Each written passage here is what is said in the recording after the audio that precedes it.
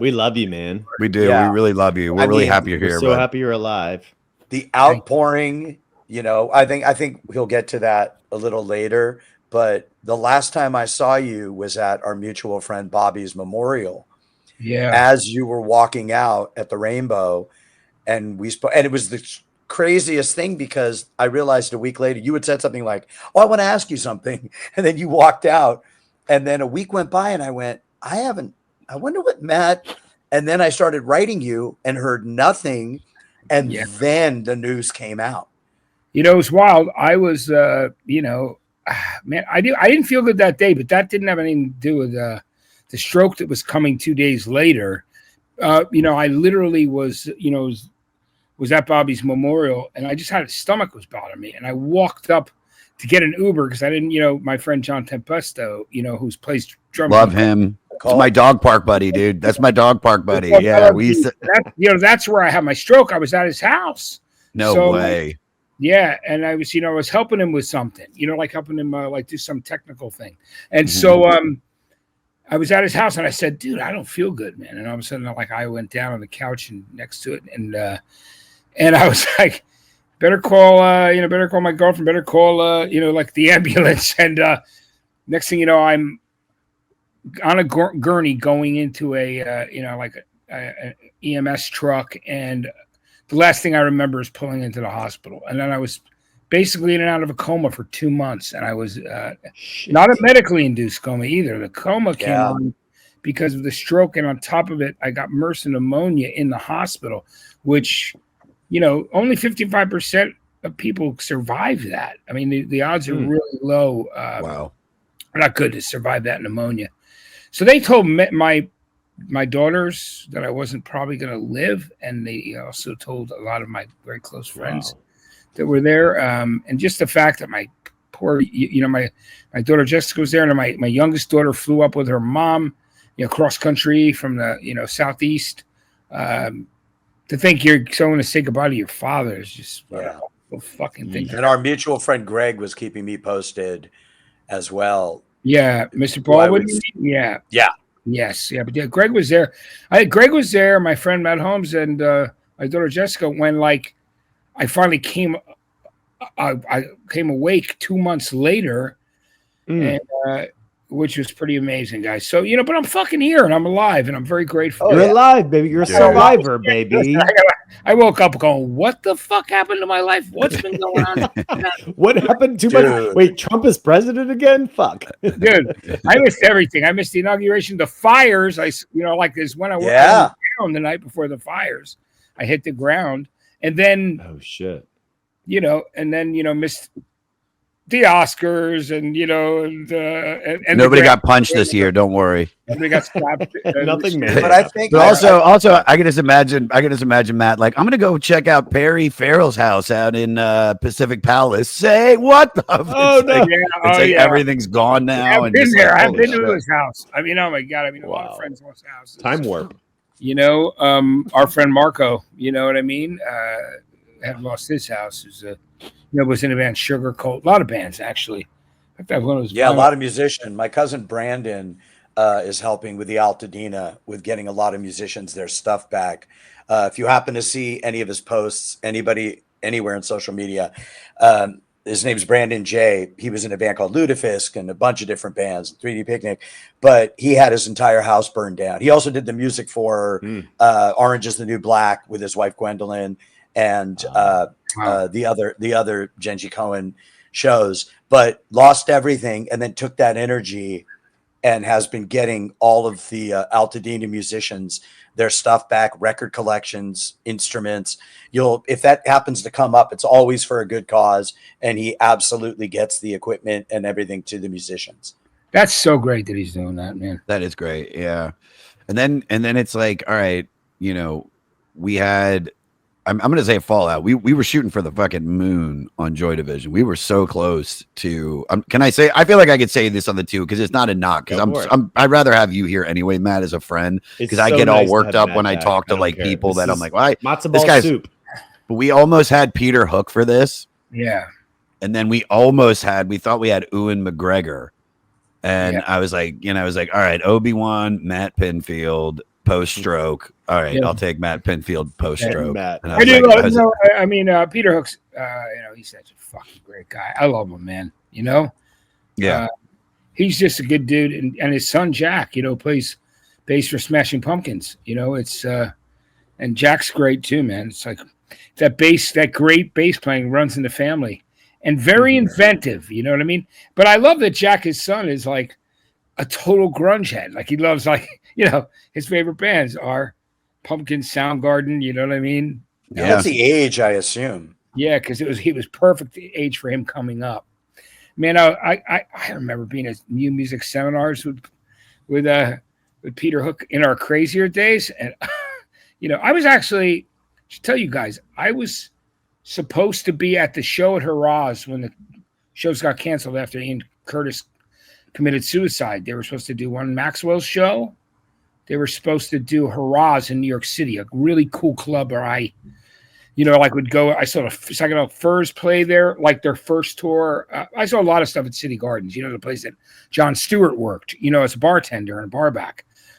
And then later, James Murphy as a fucking bouncer. Oh, you're in that documentary. Come That's on. a great documentary. Oh, tell stories. Come on. But I got to say, so that's the connection was wild. Is I had this friend from high school who loved Joy Division, and he had really great taste, and we were into post-punk and post-punk, and he was going to not NYU, to Columbia, right? He was going to Columbia to be a doctor. His roommate was going to be a lawyer, and these are guys that they'd go to see. We go see John Waters movies and Pink Flamingo. We were always looking for fucking crazy shit to do and see, and we all went to see like the Clash Rude Boy movie when it debuted at the 8th Street Playhouse in New York City downtown.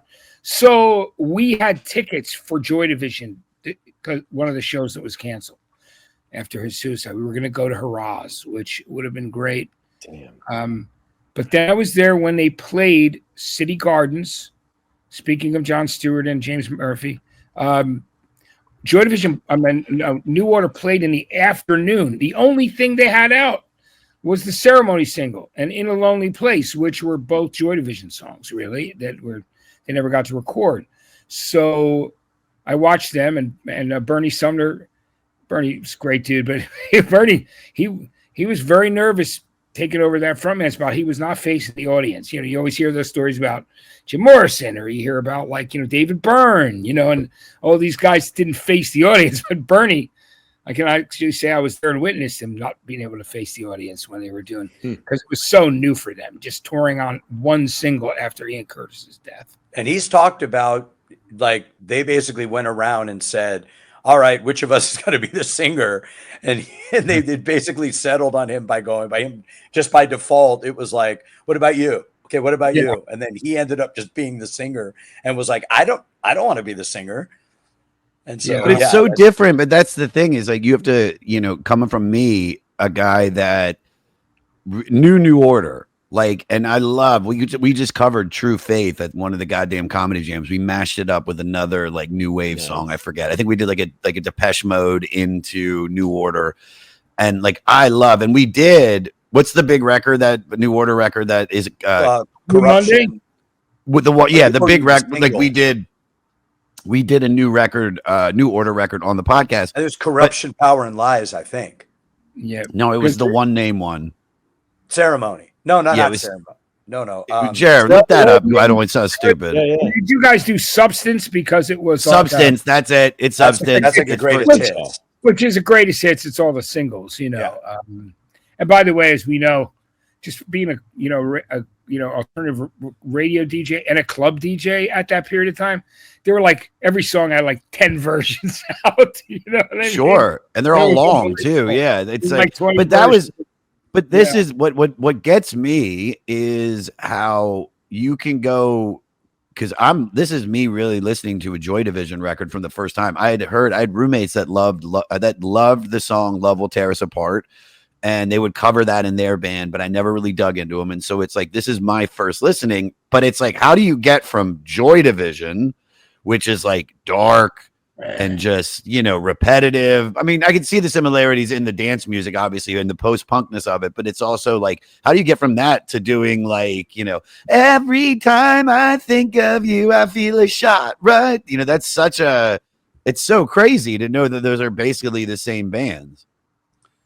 You know, what's beautiful about it is, you know, that when those new singles were coming out, you know, like we were buying them at the import shop, every new single that came out back then. And, but it was like, you know, they were helping, they along with Depeche and a lot of other people were really kind of inventing what was happening as far as the, all that danceable alternative music at that period of time. And look at those New Order records. I mean, I put it this way, it is so, even The Cure were inspired to borrow Blue Monday for The Walk, which is a great Cure song, The Walk. And so the thing was, Robert Smith had heard that and thought, I like what they're doing. He wrote The Walk. So it's like got the same kind of vibe to it. Yeah. But everybody borrowed from everybody back then. And we all owe Sylvester for turning them on at a disco that they came to New York and started dancing, and we're like, yeah, we need something like this. You know, they would go Compton Zone. Yeah, I mean, all those places, you know, back in the day, the Mud Club, I would go to a lot of those, you know, even though I was DJing in New Jersey and eventually DJed at the Limelight, I was like, you know, I would go to all those clubs because those clubs would also have shows, you know, like it was everything. It was the Mud Club. It was the Peppermint Lounge. It was Haraz. You know, and it was in the early 80s, guys. So, you know, the bands would go on at 3 a.m. Yeah, so I was always at CB's, but it was like 3 a.m. You go, why the fuck is Wall of Voodoo and Our Daughter's Wedding going on at 3 a.m.? Oh, they have a lot of cocaine. That must be it. Because they were like, I'm like, how else could they fucking stay up? You know, meanwhile, I'd be like trying to work a part-time job, you know what I mean? Go to school. We'd be sneaking. We'd be going to shows all the time. It was amazing. You could. What was the name of the bar? You're in the documentary that Jon Stewart was the bartender at. Oh, City Gardens. It was a big City Gardens. Oh yeah, I just mentioned it. Great documentary, guys. I need to tell you that I saw so many great shows there back in the fucking 80s. I saw like everyone. Like I saw Gang of Four's first two shows there. The Furs. You know, Thompson Twins, and there were like 8 people in the band. You know what I mean? Like Ministry opening for somebody. You know, like it was, you know, Pete Shelley. I mean, everybody played there. Replacements. You know, like. I'm so jealous of those early. I've seen a bunch of those. Well, by the way, because you and I met when I went with him to Gang of Four at Roxy, and they just played like a week ago at the Fonda, right around the corner from where I DJ. And I was like, I wonder if Matt, I don't know if you were up for it or if you were in town, but I was like, I wonder if Matt I heard great things about that show. I would have loved to have gone. I mean, I have John King. I remember driving. I used to have this thing where artists would come to do my radio show on the Jersey Shore, you know, in Asbury at the alternative station. And then I'd end up driving them back to the venue. So there were shows where, you know, I have John King and the singer and Andy Gill in my car, or the guys from Killing Joke in my car, or whatever, you know, Grant Hart from Husker Du, you know, like it was just like, you know, it was that club was amazing where Jon Stewart bartended. We had a fucking great time, you know, at that place, because here's the thing. I always gave away tickets because I was the promotions director and then music director at the College Station Records. At the radio station? Yeah. So Randy, now the guy who booked the place, I was like, no matter what, it was free tickets for everything except the New Order show, because it cost them so much to bring them in, and they played at 3 p.m. And I think they were doing 2 shows in a day, like one in the city. 3 p.m. Damn. Yeah, it was like New Order. It was like literally their first show. It was like when they came over after the shows got canceled when he and Curtis committed suicide. Right. They only had a couple of songs. They had one single. Yeah, but it was just they played it, guys. They played it like 3 p.m. And it's the only show I ever paid for at City Gardens. You know what I mean? Yeah. Like, I bet that was a $4 well spent. Oh man, it was probably like 5. Yeah. Wow. 1980. 80 or 82 or 81. You know, how do you rank I'm sorry, I have to ask, like, compared to, we talk about like some of these Scott Weiland and Soundgarden, Chris Cornell, like in terms of the impact on music overall. Like, I'm just curious, your thoughts on that, Ian Curtis. Ian Curtis is very, very important. I mean, I think every aspect of what Joy Division are is so important. The whole post-punk era, it was, and the thing they now like to call dark wave. But there were bands that they were very influential, that they inspired, like the Chameleons, and there's a great band called The Sound, who were on Corova Records with Echo and the Bunnymen, and I love what Nick Harcourt and I are both on the radio on 88.5 here, and Nick even said, he goes, dude, if Adrian Borland, the singer of The Sound, had looked like Ian McCulloch, they would have been massive. It's right, and it's kind of so. And the Comsat Angels. There were these bands that were post-punk, very inspired by Joy Division, and they made some unbelievably great records. There are those three in particular, right off the top. The Chameleons, The Sound, and the Comsat Angels are all worth investigating if you're a Joy Division fan, because they're amazing. There's a Sound album called From the Lion's Mouth that is just like one of the most important records of the 80s that influenced a lot of people, especially like The Sound and of course the Chameleons both inspired Interpol and bands like that. So there would, you know what I mean? And here it would be Chameleons UK, as they do with so many bands.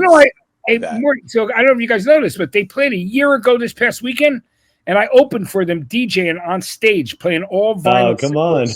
I played all vinyl singles from from the 80s and early 90s that I because I have a ridiculous amount of singles. I mean, I love I have albums too, but I don't know. I just, when I moved to San Francisco to do a morning show, and I found this 1956. I can kind of show it to you. I don't know if you can see it there, but it's like this old turntable that played perfectly. That was, the woman wrote under it when she bought it, and it was right when fucking Heartbreak Hotel came out, right? And it's wow. It's an RCA Victor orthophonic high fidelity turntable. It's like, it's so fucking cool. I bought it for a couple $100. I found it at an antique shop, and I couldn't believe it played perfectly. And I somehow put it in my old girlfriend's car in San Francisco to drive back to North Beach. But I'm just saying, but I those bands, like I said, I'm so glad that Interpol have admitted that the Chameleons are so important. So getting to DJ, the point was, in San Francisco, I just started to collect 45s because of a turntable. And then I replaced a bunch of them. Although I've had recently, guys, do you believe somebody in the U.S. mail, I shipped some singles to myself, and they slid open the box and they stole like tons of valuable 45s. Oh my God. Wow. 2 boxes. One came touched and the other one had 6 singles left in it. And it was like a Thin Lizzy single, a cover of like Trouble Boys by Dave Edmunds, and a couple other things. And the rest of them were all gone. So, wow. Oh my God. You know why? That would be more than I did. What? That would be the DeJoy Division. That was one of the worst puns I've ever had, but that is actually perfect politically. Yeah, it is. I got to tell you though, seriously though, guys, I mean, that's why, Joy Division are so important, as New Order are, both bands, but I don't think anybody really had any inkling how important they were going to become and how influential. I mean, I've talked to Peter Hook about it, and it's just like the lasting impact, when they were, again, it's just like everybody says, they were one of those bands that, it was that or unemployment, and it was like they decided to try to do something creative, and they weren't around for a long time, but it's so inspirational and influenced a lot of artists. And just to catch the audience, Matt knows this, and most of you did because we did the New Order episode, but just to catch the audience up real quick, the Peter Hook and Bernard Sumner were at this famous Manchester Free Trade Union 1976 gig where the Sex Pistols played, who were brought there by the Buzzcocks, or the sort of nascent version of the Buzzcocks. and were amongst, if you ever watched the movie 24-Hour Party People, which is a Great movie. pretty rad representation where he's looking around the room and the people in the room are like Morrissey, and then the guys from the Buzzcocks, the guys that became, like this, the guys that became that, the guy, like they're all at this one. I mean, I'm sure there were people that said they were there that weren't, but these were actually there, and they immediately left and were like, we're starting a band. Yeah. And so, Joy Division really comes out of the impetus of punk rock, of the, hey, maybe up until then, you didn't think you could do this.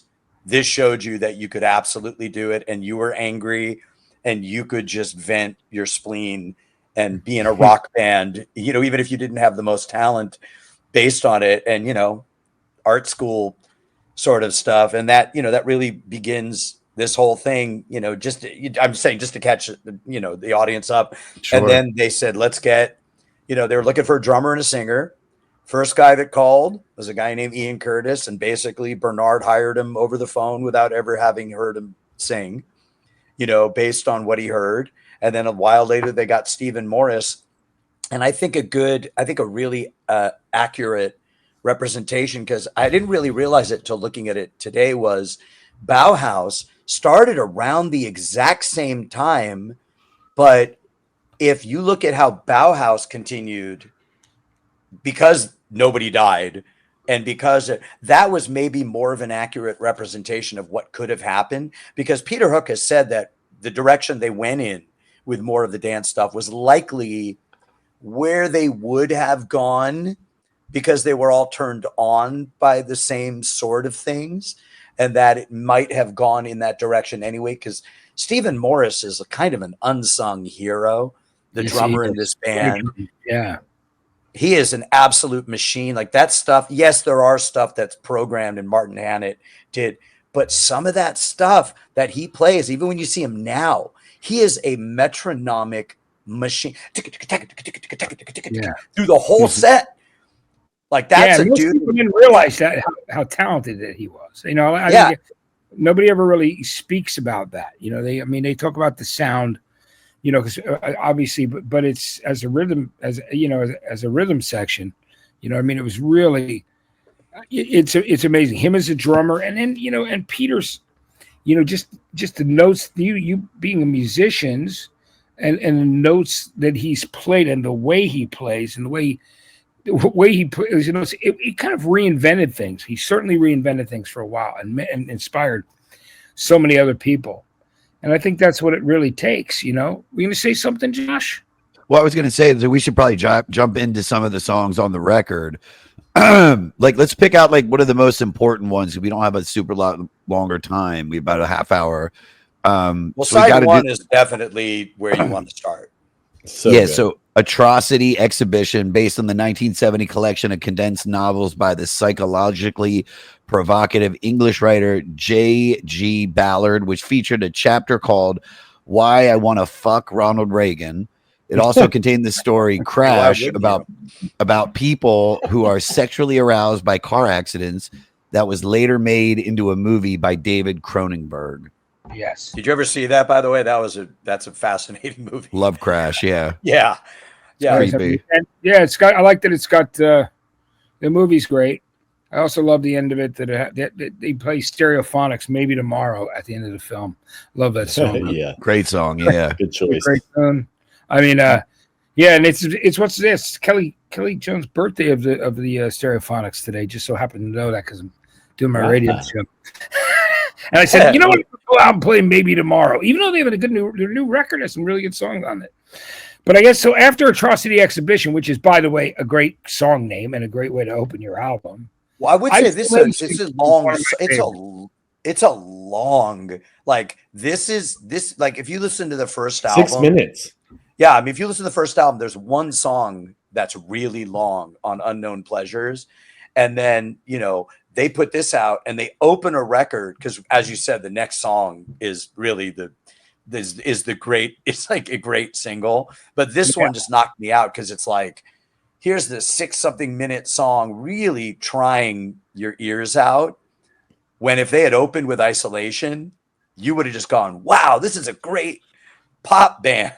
Yeah, exactly. Yeah, it takes a long time for me to like get into this song. It really was something that wasn't like the first listen, I wasn't like attracted to it. And then, but by the time I did my third or fourth listen on the record, I was like really into it. Yeah, it takes a while. Yeah. And by the way, he didn't read the book until after he had already started writing the lyrics. Yeah, how about Yeah, that? he sort of was like, he's like, oh, that's a great title. I'm going to write this whole thing. And then all of a sudden it was like, I probably should read this. So if anybody asks me. Yeah. The one other thing about this that we have to bring up is where Ian's state of mind was. We know the sad ending to this, but where his state of mind was, what a lot of people don't know is he was in a marriage to a woman named Deborah that was sort of falling apart in big part because he was having an affair with a woman named Anahi or Anik, a writer who was in the studio when they were recording this. Hook has sort of referred to it as the Yoko period, where she was there during this, but he was still with Deborah. He had also had a newborn daughter that, at the time. And he had during the career of this band had gotten sort of onset epilepsy. He got epilepsy. He was having grand mal seizures that came out of nowhere, and they were becoming frequent to the point where, and he was trying to kind of hide it, but they were becoming frequent on stage, in the car, after gigs, like during the recording, he would just hit the ground or hit his head on the sink. And then he would sort of try to, oh guys, I don't know what happened. So there was a lot of turmoil in his life. And obviously now we have, my sister's epileptic. Now we have Dilantin, like different things. But we didn't have medicine. Oh, wow. Yeah. It would have been, you would have been like Thorazined up, like just to make sure. And so the idea of looking at a life like that with everything else that was going on, a lot of the lyrics on this record and some stuff on the last record will reflect where he was in a state of mind, because obviously Atrocity Exhibit is a big thing, but even stuff like Isolation off this or off the first album, there are things she's lost control about a woman who has epilepsy. Is Isolation more of like a New Order song? Because I kind of hear a little bit more New Order in Isolation. Where that would be the direction that they would take things, and that they were already leaning in that way and not being afraid to take chances like that. I think, it's amazing. And, there's a great cover of Isolation. Speaking of amazing artists, Mark Lanigan did a version of it with Cold Cave. That's really cool to check out online. There's like a in studio, like kind of performance video they made of it, which is a great version. And of course, Mark Lanigan, so amazing. And, I got to spend like time with him, but he loved Joy Division too, of course. So that's why they ended up doing that song together, and their version is really cool. So I suggest people listening, if you're a Joy Division fan or a Mark Lanigan Screaming Trees fan, not to like just speaking of Isolation. What does that got to be like waking up in the hospital? Like when you came to tell us about it. Well, I guess, I was just so confused over it. There was just so much. There was a lot of drama going on around me at the time, and a lot of stuff with people that I love in my life that I at odds with each other, and a bunch of other shit. So it was a very crazy thing to come. It was a wild thing to wake up to, it's one of those things that it takes a long time to really come to terms with some of those things, and that or massive amounts of therapy. Which I haven't started yet, by the way. Physical therapy, occupational therapy, yes. But, let's be honest. It's like, it was just, it's crazy. The real mind fuck, too, is, just knowing that your daughters were told you probably weren't going to live through, like, a weekend. It's just, Morty's a dad. It's like, I know how much you love your daughter. I love your videos that you guys do in the car. We actually did Isolation at one point. Yeah, which is awesome. That's great. Yeah. You are teaching her well, which is fantastic, and she's amazing. She's got one of the greatest educations, That Mark Lanigan cover you were talking about, Cold Cave. Yeah, cool, right?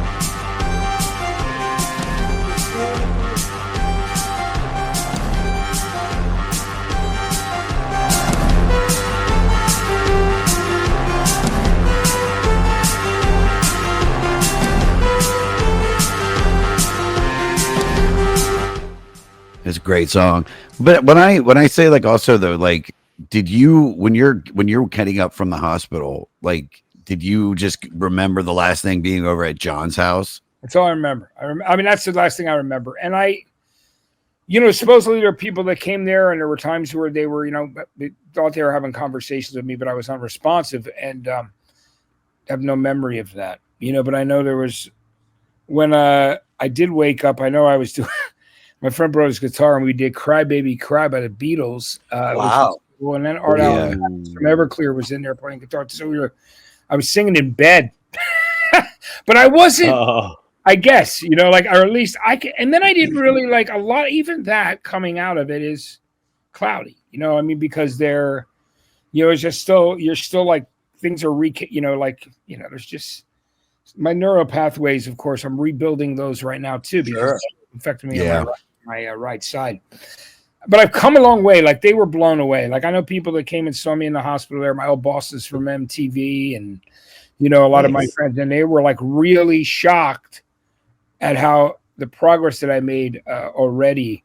But the best thing of all was like they were in there. I think, like I said, it was Greg Bowen and my friend Matt Holmes and Allison Hagendorf, who was my assistant at Columbia Records, and she went on Spotify music for a long time. But Allison said the story is, and Greg remembers this, and Matt, is that doctor came in and said he's not going to really have a quality of life. He's probably not going. And I kept thinking, was I going to end up like Johnny Got His Gun in the Metallica video of One?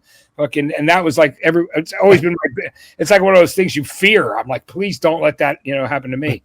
And guys, that was really what they were trying to say. What was my quality of life? I mean, even Dr. Drew had said that because of the kind of stroke that I had, he didn't expect me to be able to walk or talk again. And they said my radio career, or like he said it only because he cared. It wasn't like he was like, but he said the likelihood. He wasn't saying never, but he said the likelihood. But those guys were basically telling my daughter and two of my friends that my radio career was done. So I'm back on the radio now finally, but it's been on the sound, by the way. Yeah. I mean, you look and sound great, buddy. I mean, we can't stress that enough. Just trying to get my feeling back on my right hand. Like, my right hand is, it's still very challenged. But I used to not be able to open it at all, and now I can make a fist and I can do a bunch of things because I'm constantly working on it. It's occupational therapy. And, but man, I'm just like, I'm not about to quit. And I know I have You're a cat who, let's say I'm the strongest dude I know, man. You are the dude.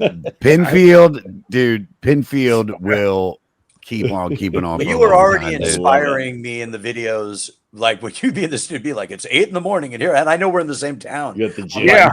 I just woke my daughter up and you're like in the gym before your gig. And I'm like, okay, I have no excuse. I love it. I'm like, nuts. So I know.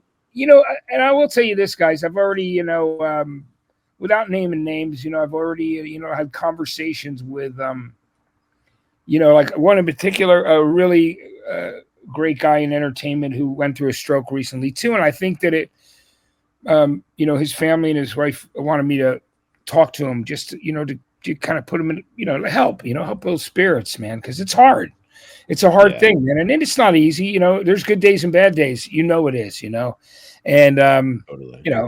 A lot of things that we take for granted, we either have to rebuild and build new neural pathways, and hopefully we get as much close back to what we were as we can. But that's one of the things that I want to do is help others who've been through strokes. And I'm already doing that just to, help some other people just get it, help their mindset so they know they're certainly not alone and it's worth fighting back for to try and get there. And it's not easy. I'm going to have good and bad days, but fuck, I'm here, man. And at least I get, like I just remember, being in the second hospital. My daughter called me up, and she's my youngest daughter called me, and she was in Florida. She called and said, she cried and said, how glad she was that I was still here. Both of them, of course, And so I'm grateful. I got a lot of gratitude to be alive, man. You Have know, to. You need to write a book called "How to Have a Massive Stroke and Be on the Radio Within 2 months." Yeah. you know what's funny? Here, feel. a lot of staff from both radio stations, from KLOS and from KCSN, my friends both were coming to the hospital. And they're like, dude, we could stick a microphone in front of you now. You know, Yeah.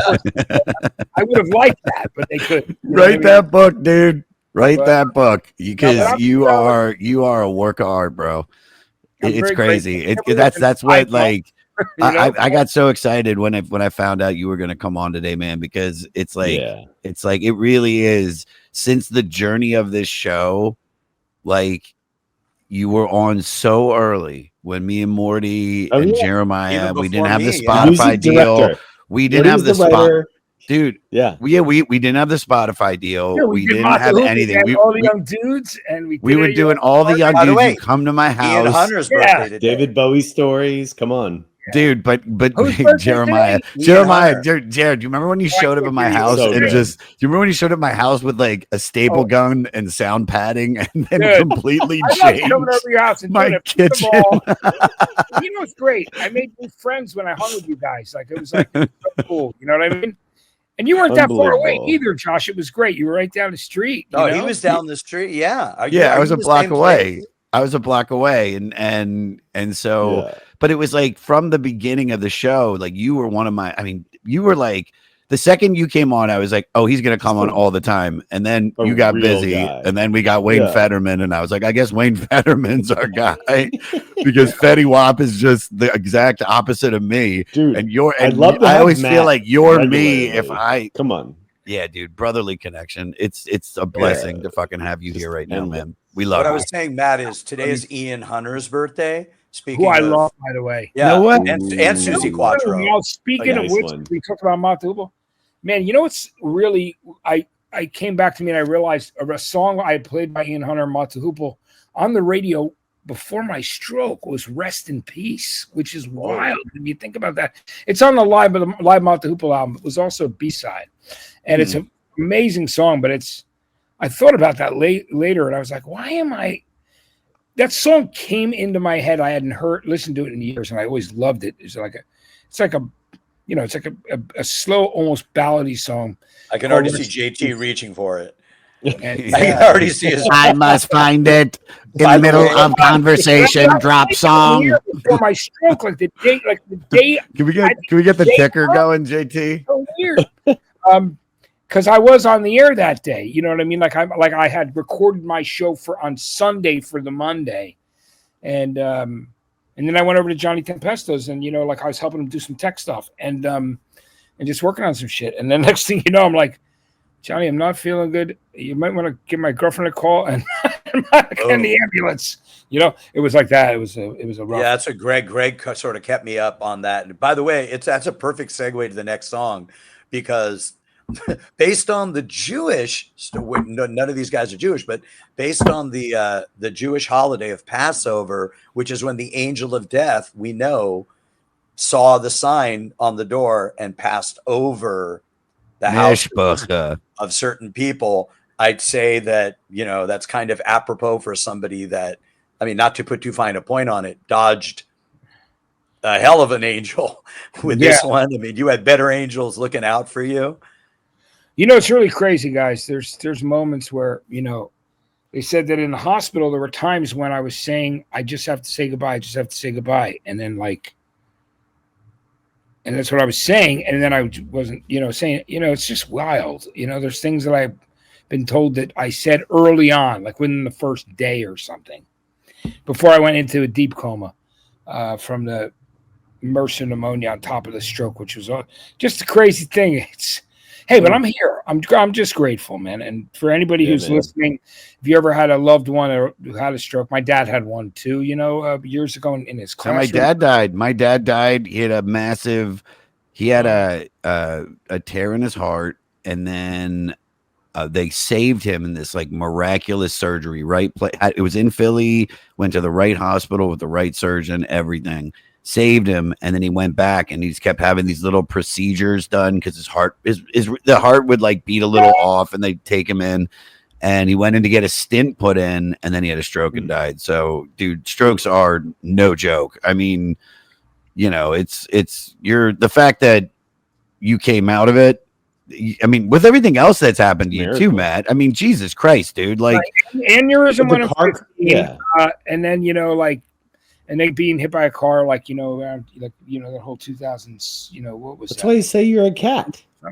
Yeah. 9 lives. I don't know what we're on now. I'm grateful. I've definitely used you have at least 7 more accidents in You got a lot more. You can really go for it. Like you need to go. You need to go squirrel suit diving. Yeah, like you should do anything where death is just remotely on the. I'll tell you what things I did when I was first getting like when I first got sober again, like back in you know, like 2000, what was it, 2020, I mean, I'm sorry. And I was like fucking going, I went like, all right, so I'm sober, I'm going to do some, because the guy, like this sober group of guys were like, dude, come out to the desert, ride four, you know, like 4-wheelers with us, and, you know, and with the roll bars, you know, taking out these razors, you know. And so I was doing that. And I remember the guy goes to me, you going to drive one? I go, oh, I thought I was just going to watch. He goes, you didn't get sober. Then I fucking take some chances. Yeah. I fucking went all over the dunes by the Salton Sea and everywhere out there. And I never flipped the thing. But the next, so he goes to me, all right, 2 weeks we're going skydiving. So I did. So I skydived 14,000 feet, which is Jesus Christ. I just had a 4. And you still have 3 more lives left. Yeah. And then I did the hot air balloon. I am Joy Division. You can, let's talk about Joy you Division. can die a few more Man, times. I hope you got a roll of quarters. This is me doing Joy Division singing about Matt Pinfield. You can die a few more times. Does he have 3? Does he have 7? We'll find out how many lives. But ziplining across the crowd at Rock in Rio also was pretty nerve-wracking. I won't lie to you guys. Once I climbed a tower of almost 800 feet, that was scary as shit. I was like, what the fuck? What possessed me to do that? It was a dare. But guess what, guys? I'm living less dangerously from now on in, because I'm so grateful to be alive that I'm just gonna, you know. Right. Amazing. By the way, so just to catch the audience up also. Yeah. So Martin Hannett, who was the producer and also a co-owner, founder of the record label, you know, that this was on Factory, at the time, he went on to produce certain ratio, huge bands of this sort of generation. But, you know, the band was not Unknown Pleasures was the first record, and there were singles too. But the band was not happy with how this record and the first record came out. They pictured themselves more like a punk band. They really did think that they were going to be like this. And when you hear these records, now we look at them as this weird, you know, isolated. And Well, so my question is, because if they wanted to be, because the music doesn't sound what I would call like punk. If you're like ga ga ga ga ga ga ga ga ga, like the Sex Pistols or some shit, or the Ramones, was the live show just insane though? Like, what was the live show for a Joy Division? Well, if you ever show watched Ian had this real jerky, weird sort of thing, but the band they were not remarkable as far as a band, Matt. I mean, you saw them early on, New Order, which wasn't far off. I mean, basically, they were. I'm going to just say it. What is the truth? Neither, you know, like, I mean, Joy Division stuff is really cool to watch. I love the footage when you get to see some of those performances, because you see the roots of, you know, a bunch of guys that were like, you know, like busting against the odds, you know, like playing like it was their last chance ever. And that's really what was so great about a lot of the punk and post-punk bands of that era. They didn't, what else were they going to do? You know what I mean? It was like, it's either that or remain on the dole with no promise.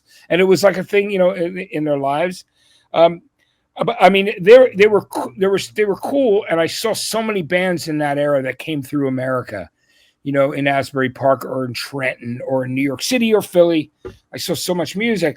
But I you know, I won't lie, New Order when they first played were underwhelming live. And again, I said Bernie, was very uncomfortable taking Ian Curtis's place because he just didn't, and also they had shoes to fill. Yeah, and they had not written the first record yet. You know what I mean? So they just had that single out.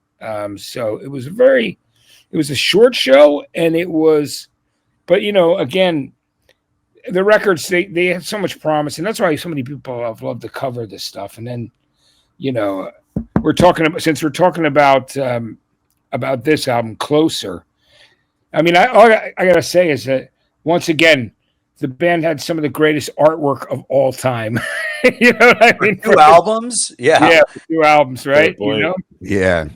But what's interesting, what's great about this song in particular also is if you are a fan of New Order or a fan of Peter Hook or a fan of the band, this is the first one where he used the 6-string bass, where he introduces this sound, which if you don't know, a lot of the stuff you're hearing in New Order that you think is guitar is Peter Hook playing the high strings on the bass on his bass. So like a lot of that like that kind of stuff that you might think is Bernard. No, he was carrying a lot of the melody. He was so inventive as a bass player, especially when you think about the limitations of where they started, but he created his own sound. That's the thing that was so brilliant about it. I know you agree with me. It's like Peter Hook created his own sound, and basically that was a sound that so many other people followed later on. And he did, it's almost like Steve Jones teaching himself how to play guitar. It's out of necessity. You know what I mean? And then having this iconic sound that is all their own. You know what I mean? It's just an incredible thing. Now, is that the same dog that you had when you lived out here? It's Lekka, dog. It's Lekka. Hey, by the way, I am loath to jump but I just found out with the most amazing news, and it's a Hollywood thing, but it's a Pee Wee thing, and it's so Jambi. The Pee Wee Herman documentary is on, and I urge people to watch it. They mentioned Jambi in it, and it turns out I never put it together. The actual place, there was a restaurant on Hollywood Boulevard. There was a place that made sandwiches that was owned by my best friend's dad in the 70s, the late 70s. And that's B's, the son is B's godfather, but that's John B's was the first name and their middle names put together. And we used to hang out there during the summers in the late 70s and then go to the Egyptian and watch movies. And I never even thought they'd go, yeah, we just happen to look at the restaurant and say, oh, John B, that's a good name. And now I'm like, oh my God, that's on Josh's arm. I'm like, that's directly related. That's Lekka dog, dude. Lekka, yeah, that's this dog, directly this related. Dog fucking rules. Yeah, to my best friend growing up, which is just the craziest coincidence. That's amazing. That's just absolutely. Yeah, dude, that's my girl. She's 8.5 and she looks like she's 6. Like she doesn't look old. She's in great health. This dog rules. I love Lekka. Love Lekka, dog. I was like reminded though, Jared, do you remember padding up? Like just how early it's just you've come through 3 different stages of the podcast too, Matt, which has been so cool. You came early on pre-padding. I think then you came padding. That's what Jesus and Mary did, right? Yeah. And now you've got New York version. Yeah, which is cool. So at least I'm following you around, and it's a good thing. Yeah, I love you guys. So it's like, that's the thing.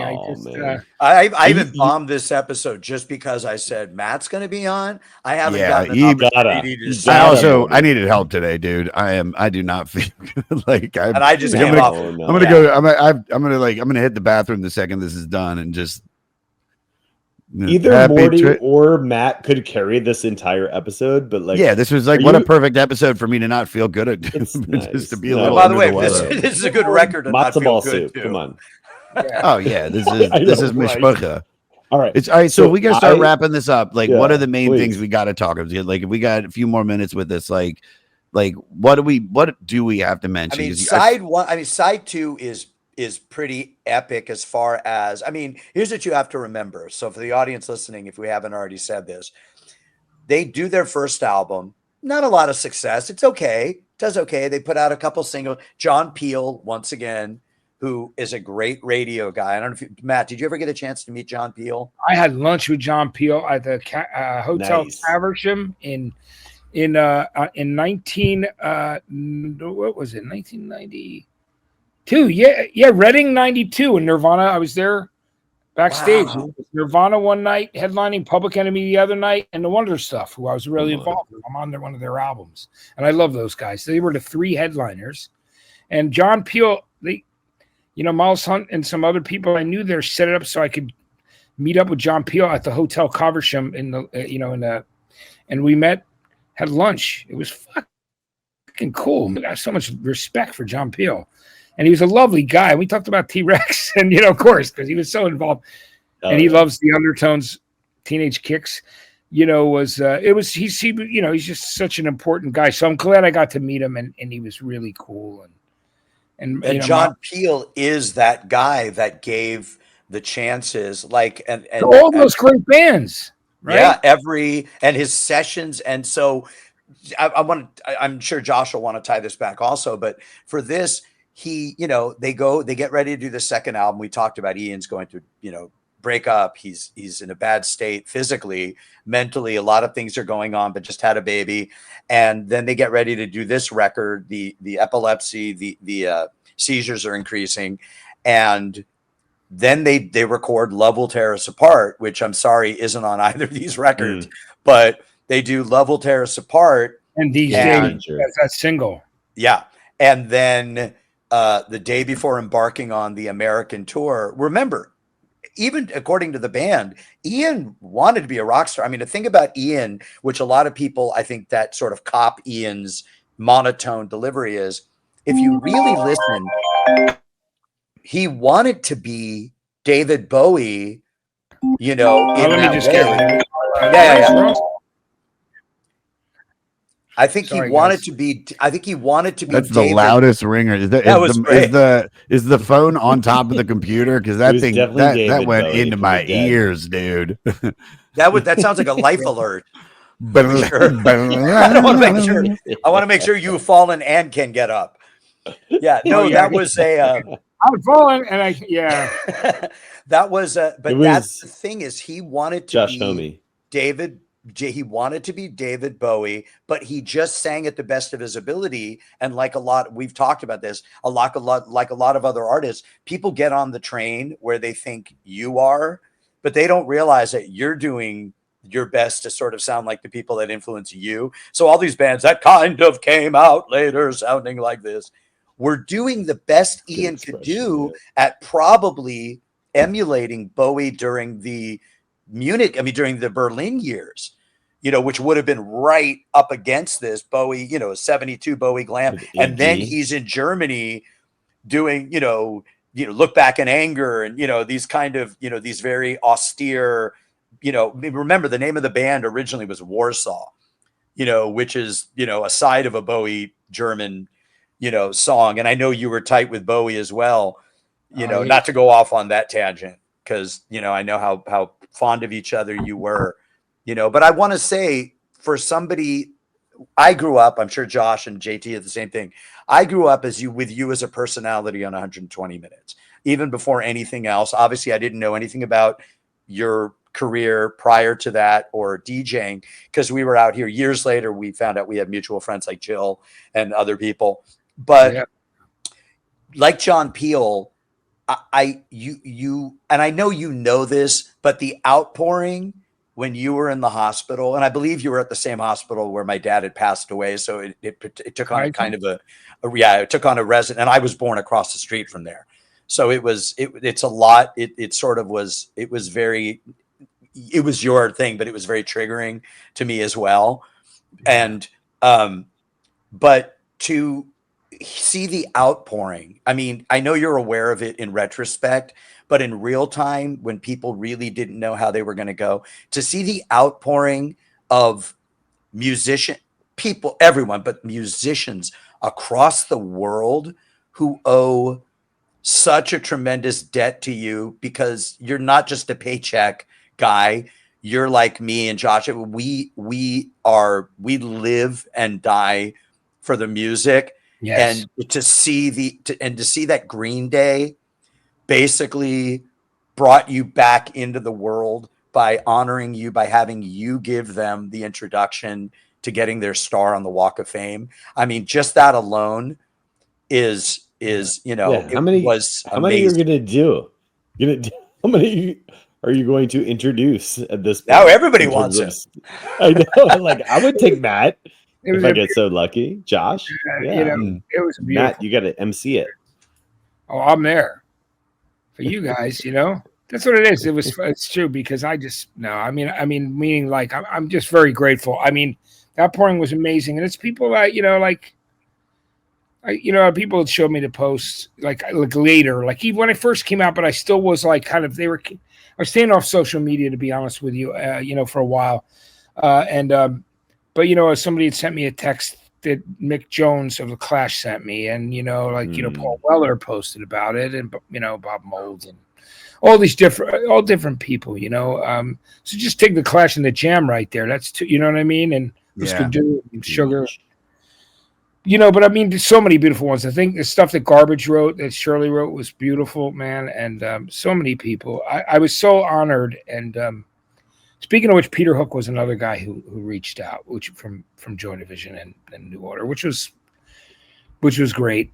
I mean, it means the world. I mean, my heart is just like I have so much love and appreciation for every breath that I'm able to take at this point. You deserve it, bud. We love you. We love you, dude. I'm so sorry glad you went through it. Sorry, go on. Yeah, I'm sorry you went through it, but I'm glad you got to see the outpouring. Yeah. That you actually have, not so just many come out the people other love you, end, yeah. but how cognizant. I mean, a lot of people never get that opportunity to know how appreciated and loved they are in a certain community, and to be a musician and to know you.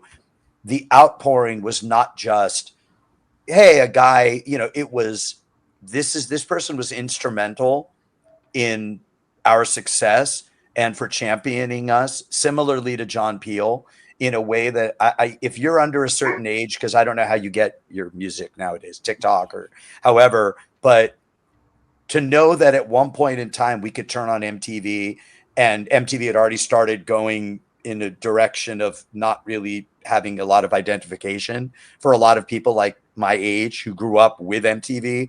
You were the absolute like, hey guys, this is why music is important. You brought college radio, so to speak, to MTV. And so, like similar to Rodney Bingenheimer, we would probably have never gotten the opportunity to seen so many of the artists that now are you just say, oh yeah, that's whatever, dude, on the way up. Yeah. I mean, you can go by, you can look at YouTube. You guys can find so many clips with the first time that these people are appearing nationally with Matt, as the host. And Matt is not just going, yeah, come on. Anyway, let's go to a commercial and who gives a shit.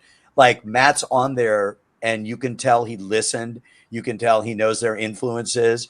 You can tell that he might have a relationship with them prior from the radio. It is such it really is an invaluable position that you held at that time. And I give kudos to MTV for taking that chance. I know Lewis did it, and I know some other people did it, but you were the guy that I remember seeing you once at the Viper Room and thinking, that's Matt Pinfield.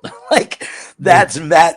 That's the guy from MTV who breaks the man, who breaks artists that shouldn't get to be on MTV.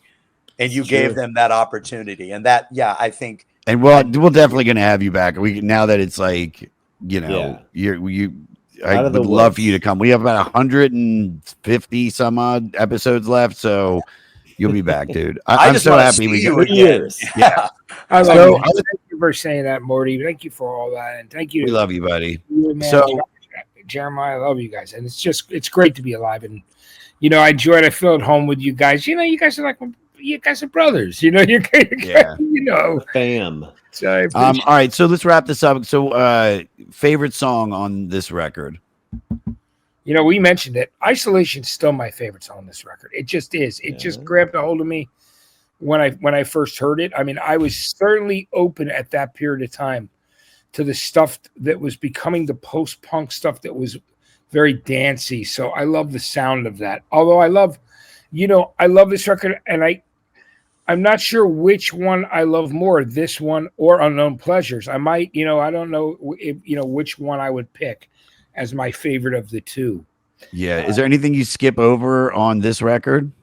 I usually listen to this record in one listen, but I will tell you that, like Meet All Together, but, do I skip over something?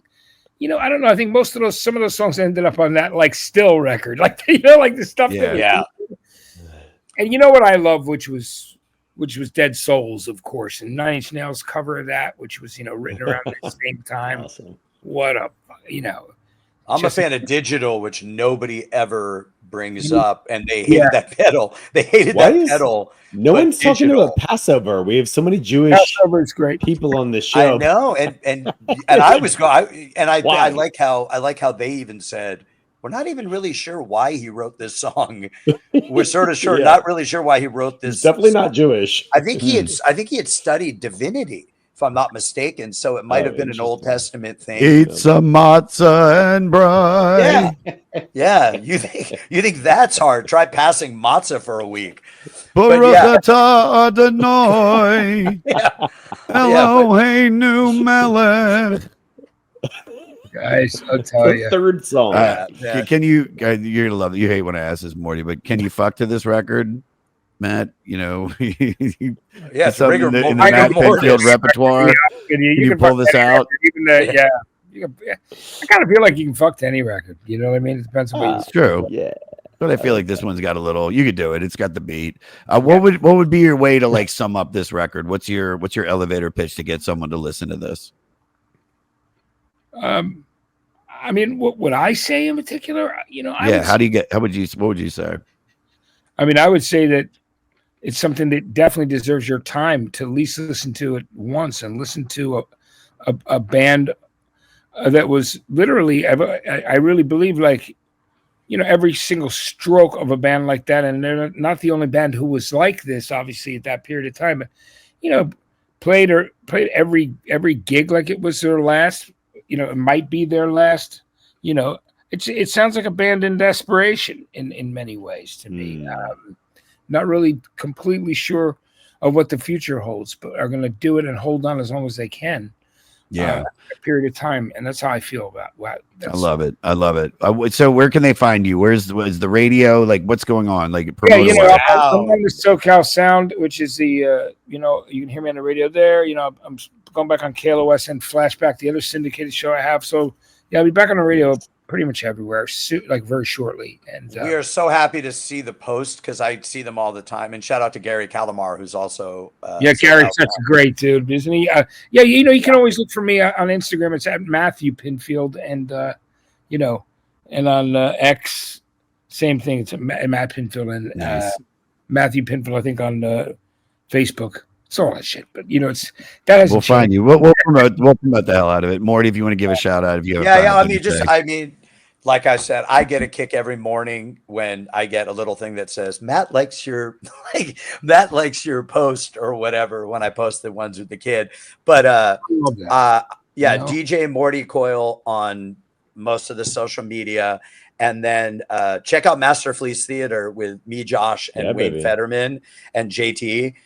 Just talking about adjunct stuff. And Matt, if you ever want to come on that, I mean, I think at one point you were the idea of sort of, we just talk about anything that we haven't covered. So we're not record specific, but that's available to Patreon, and get some of the merch. I want to see some of the new merch. It's kind of, I want to get some of that. Almost at 5,000 subscribers on the 500 podcast.